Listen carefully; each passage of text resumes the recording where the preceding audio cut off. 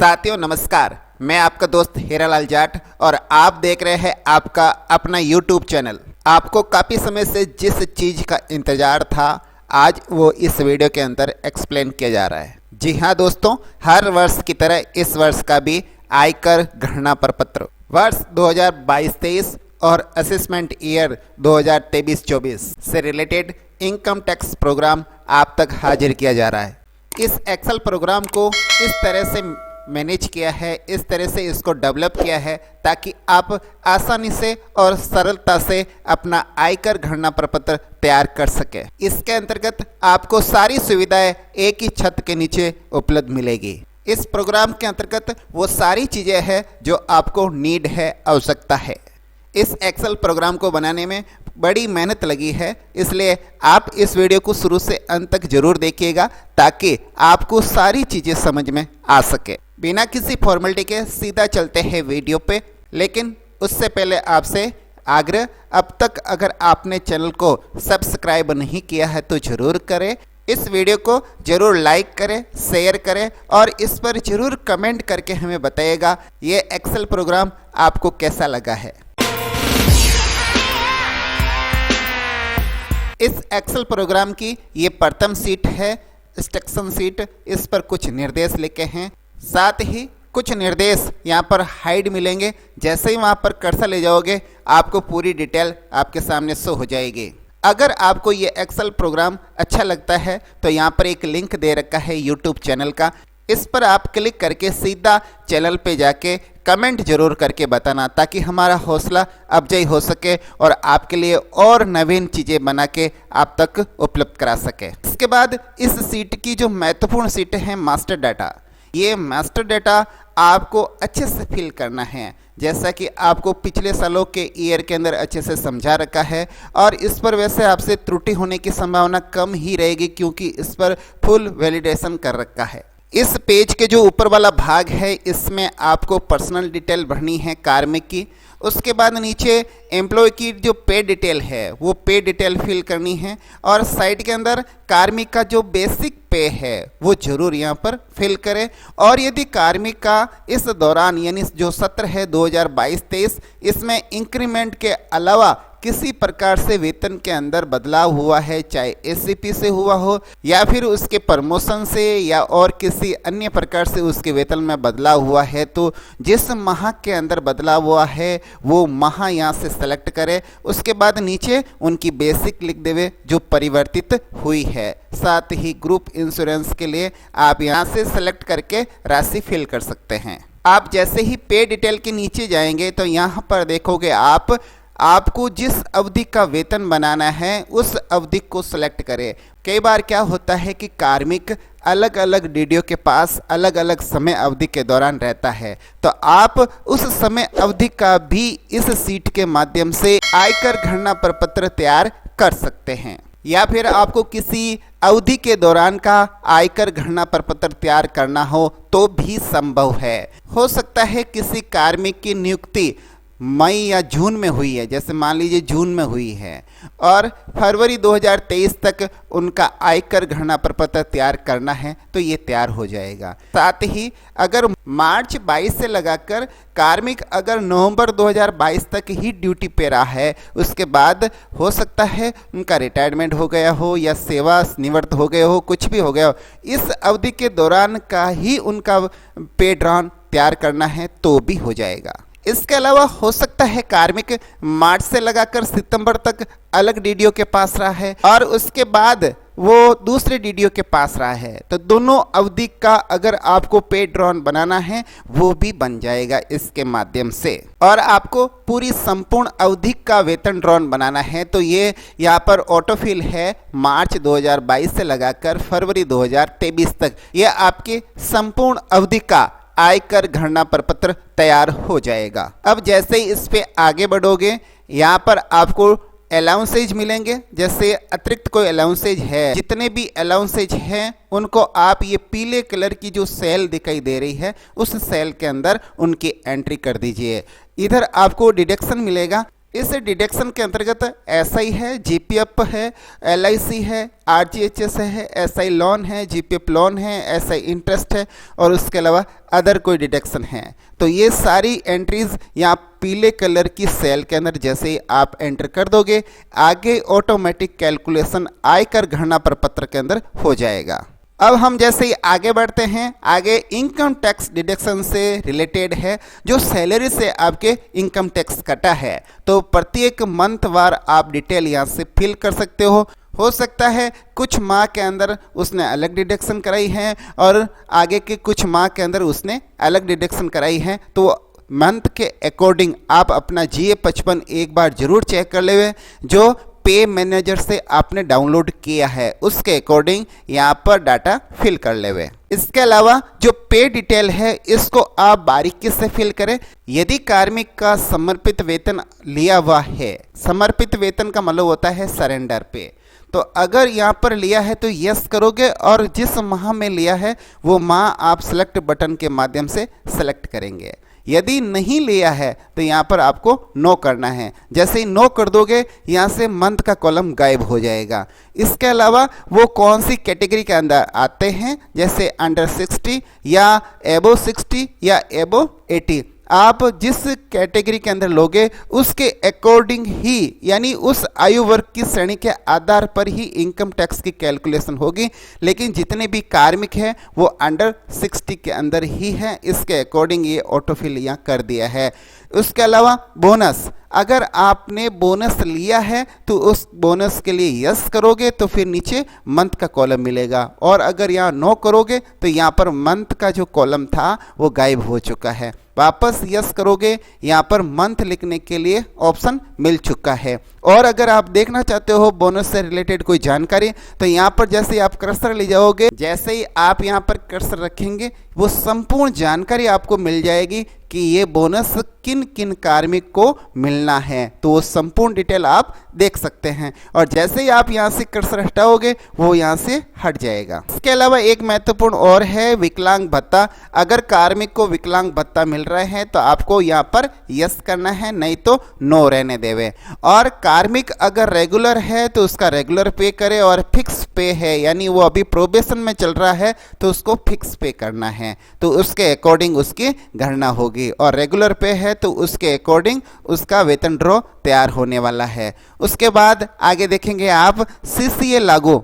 अगर आपकी CCA लागू है तो यस करे, नहीं तो नो रहने दे। जैसे ही आप यस करोगे तो ये सिटी सेलेक्ट करने के लिए ऑप्शन आपके सामने खुल चुका है। आप देखोगे कि इन सिटी के लिए आप CCA के लिए एलिजिबल है, आप इसमें से सिलेक्ट कर सकते हैं। और इसमें आपकी सिटी शो नहीं हो रही है, इसका मतलब आपके CCA लागू नहीं है, इसलिए आप यहाँ पर कर दोगे नो। जैसे ही नो करोगे यहाँ से ये ऑप्शन गायब हो जाएगा।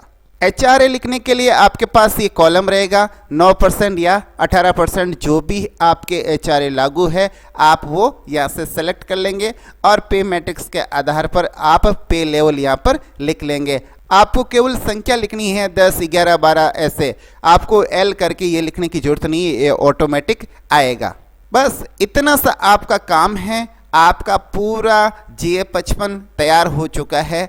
आपने जो पे मैनेजर से GA55 निकाला है उसकी PDF से आप इसका जो GA55 है उसको जरूर चेक कर लेवे। अगर कहीं आपको प्रॉब्लम मिले तो उसके अंदर आप एडिट कर सकते हैं। इस प्रोग्राम की जो अगली सीट है मास्टर सीट के बाद GA55 चेक एंड एडिट, इस पे जैसे ही क्लिक करोगे आपने जो डेटा मास्टर सीट पे फिल किया है उसके अकॉर्डिंग यहाँ पर GA55 तैयार हो चुका है। आप जो पे मैनेजर वाला GA55 है आपके पास, उसके आधार पर इसका GA55 को आप एक बार चेक कर लीजिए। अगर आपको कहीं पर भी त्रुटि या एरर नजर आए तो आप जो पे मैनेजर वाला GA55 है उसके अकॉर्डिंग यहाँ पर एडिट कर सकते हैं। एडिट करने के बाद इस सीट को आप आपके अन्य साथी या किसी दूसरे कार्मिक के लिए यूज मत करना, उसके लिए आप नई सीट ही डाउनलोड करके यूज करना, क्योंकि आपके वो फॉर्मूला लिंक यहाँ से हट जाएगा जैसे ही आप एडिट करेंगे। यहाँ पर जितनी भी एंट्रीज दिखाई दे रही है वो सारी की सारी एंट्री यहाँ पर ऑटोफिल होगी। और आप देखिए ये जो आपको नीले कलर में दिखाई दे रही है वो सब अलाउंसेज है, और जो रेड कलर के अंदर है वो टोटली आपके डिडक्शन है, और ये अंत में टोटल डिडक्शन और नेट पे ये दिखाई देगा। आप इसको एक बार जरूर चेक करें, अगर कहीं पर त्रुटि हो तो आप यहाँ करेक्शन कर सकते हैं। और अभी आपको मैंने बताया आपको किस माह से किस माह तक का पे ड्रॉन तैयार करना है, उसके लिए मास्टर सीट पे मंथ सेलेक्ट करने का ऑप्शन दे रखा है। ये आपके सामने ऑप्शन है टैक्स कैलकुलेट फ्रॉम मंथ, आप किस मंथ से चाहते हैं। मान लीजिए आप चाहते हैं जून 2022 से लगाकर आप चाहते हैं यहाँ पर दिसंबर 2022 तक का, तो इतना ही पे ड्रॉन तैयार होगा। पीछे देखिए आप जैसे चेक करोगे तो आपको जून 2022 से लगाकर दिसंबर 2022 तक का आपके सामने जो GA55 है या पे ड्रॉन है या वेतन अंतर तालिका है आपके सामने तैयार हो चुकी है। आप किसी DDO के पास मार्च 2022 से लगाकर सितंबर 2022 तक रहे तो इतना ही पे ड्रॉन पीछे तैयार होगा। ये देखिए आप मार्च 2022 से लगाकर सितंबर 2022, और अगले DDO के पास आप अक्टूबर से लगाकर फरवरी तक रहे हैं तो उसके लिए आप वापस मास्टर सीट पे जाइए, और अगला आप अगर पे ड्रॉन तैयार करना चाहते हैं तो वहाँ तक तैयार हो जाएगा। उसका प्रिंट एक बार पहले ले ले और बाद में इसका हम प्रिंट ले सकते हैं। जैसे यहाँ पर अक्टूबर से लगाकर यहाँ पर हम ले लेते हैं फरवरी 23, तो हमें जो पीछे पे ड्रॉन मिलेगा वो अक्टूबर 2022 से फरवरी 2023 तक का ही मिलेगा। यानी आप दोनों DDO का अलग अलग वेतन अंतर तालिका तैयार कर सकते हैं, दोनों का आप प्रिंट ले सकते हैं। अगर आपको टैक्स की सही कैलकुलेशन करनी है तो फिर आपको पूरा आपको GA55 एक साथ तैयार करना पड़ेगा, अर्थात मार्च 2022 से फरवरी 2023 तक का, तब जाकर उसकी इनकम टैक्स की गणना एकदम सटीक से हो जाएगी। अब हम देखते हैं इसकी अगली सीट, और इसकी अगली सीट है एक्स्ट्रा डिडक्शन सीट। इसका सेंस यह है कि आपके वेतन से जो कटौती कटी है वो तो ठीक है, लेकिन वेतन के अलावा आपने जितनी भी कटौती करवाई है इनकम टैक्स से बचने के लिए वो सारी कटौती आप यहाँ दर्शा सकते हैं। उसके लिए अलग अलग कॉलम दे रखे हैं, बहुत सारे कॉलम यहाँ पर कम से कम 34 कॉलम दे रखे हैं। इसके अंदर जो महत्वपूर्ण है मकान किराया भत्ता यानी HRA की जो रसीद है उसके लिए आप यहाँ पर यस करेंगे तो जो HRA की कैलकुलेशन सीट है वहाँ से गणना होकर ऑटोमेटिक ये राशि यहाँ से यहाँ आ जाएगी। लेकिन आप चाहते हो कि ये राशि सही नहीं है, आपके हिसाब से थोड़ी गलत लग रही है, तो इसको हमने अनलॉक सेल छोड़ा है। आप यहाँ पर जो आपके कैलकुलेशन के आधार पर राशि आती है उसको यहाँ फिल कर दीजिए, वो कम्यूटेशन सीट के अंदर ऑटोमेटिक चली जाएगी। इसके अंतर्गत एक पॉइंट है SCCD 1B नवीन पेंशन योजना में अतिरिक्त अंशदान। ये अंशदान हो सकता है NPS वालों का और हो सकता है GPF में जो कार्मिक है उसने भी अलग से खाता खुलवाकर इसमें अंशदान किया हो, उसके लिए भी यह है। तो आप देख लीजिए आपके लागू है तो इसको रखें, नहीं तो यहाँ से राशि हटा भी सकते हैं। उसके अलावा एक और चीज़ है जो आपका 80 TT है, यानी जो बचत खाते पर ब्याज की राशि है अधिकतम 10,000 रुपये तक 194 IA धारा के अंतर्गत आपको पूरी की पूरी छूट मिल जाती है, और अगर 10,000 से ज़्यादा है तो उसको ही आय के अंतर्गत शामिल किया जाता है। तो आपका जो भी सर्विस अकाउंट है उस पर जो भी ब्याज राशि आती है वो राशि यहाँ पर आप जरूर लिखें। इसके अलावा धारा 89 के तहत अगर आपको कोई छूट मिल रही है, यानी धारा 89 का मतलब ये होता है कि जो वेतन आपको पहले मिलना था वो उस समय नहीं मिलकर अब आपको एरियर के रूप में मिला है, लेकिन इसमें आपका कोई दोष है नहीं, उस वजह से आपका इनकम टैक्स बहुत ज़्यादा बन रहा है। तो आप चाहते हैं उस राशि को पिछले सालों में वापस समायोजित करवा दें। इसके लिए फॉर्म 10E प्रपत्र भरना पड़ता है और उसके आधार पर आपको 89 के तहत छूट मिलती है। हमने वो सीट भी इसके अंदर तैयार की है। आप यहाँ पर यस करोगे तो वो राशि जितनी बनती है वो ऑटोमेटिक यहाँ आ जाएगी और ये छूट मिल जाएगी। आपको नहीं चाहिए तो नो कर दीजिए। और इसके अलावा भी ये अनलॉक है, यहाँ पर आप वो राशि भर सकते हैं अपने हिसाब से। 80G धर्मार्थ संस्थाओं को और इसके अंतर्गत भी दो श्रेणियां हैं। क श्रेणी के अंदर 100% और ख श्रेणी के अंदर 50% आपको छूट मिलती है। तो यहाँ पर अगर जो आप पीले कलर के सेल के अंदर राशि फिल करेंगे उसके अकॉर्डिंग आपको 100% छूट मिल जाएगी, और यदि आप यहाँ पर राशि लिखते हैं तो उसके अकॉर्डिंग आपको 50% छूट मिलेगी। मतलब अगर आपने 10,000 भरे हैं तो 5,000 की छूट मिलेगी।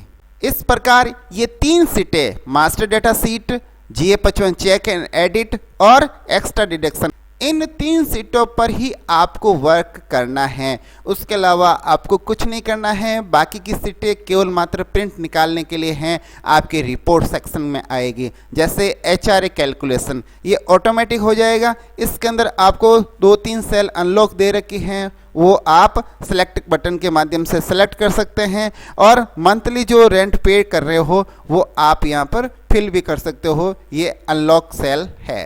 इसके आगे बढ़ेंगे आप तो आगे है GA55 प्रिंट ओनली। ये सीट केवल मात्र प्रिंट लेने के लिए हैं। यहाँ पर किसी प्रकार का एडिट नहीं होगा। आप यहाँ पर किसी प्रकार का एडिट नहीं करें। एडिट करने के लिए ये रंगीन कलर की सीट है, यहाँ पर आप एडिट कर सकते हैं। यहाँ पर स्पष्ट लिखा है चेक एंड एडिट, और यहाँ पर स्पष्ट लिखा है GA55 ओनली प्रिंट। ये केवल मात्र प्रिंट होगी, इसलिए आप न तो कंफ्यूज होवे और न ही आप परेशान होवे। आराम से तसल्ली से इसका प्रिंट लेना है आपको।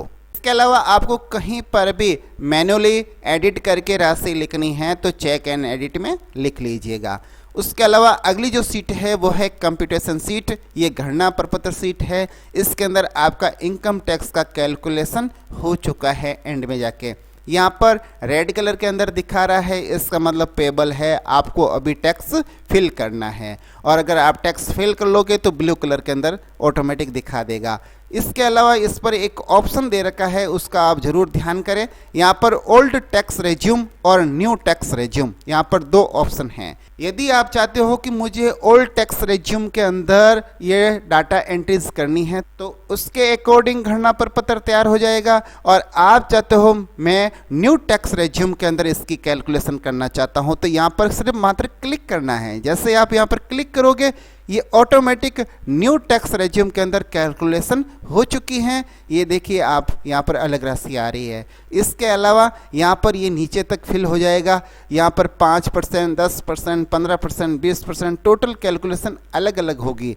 और अगर आप यहाँ पर करते हो ओल्ड टैक्स रेज्यूम तो यहाँ पर ओल्ड टैक्स रेज्यूम के अकॉर्डिंग ये 3 कॉलम ही होंगे, 5, 20 और 30%।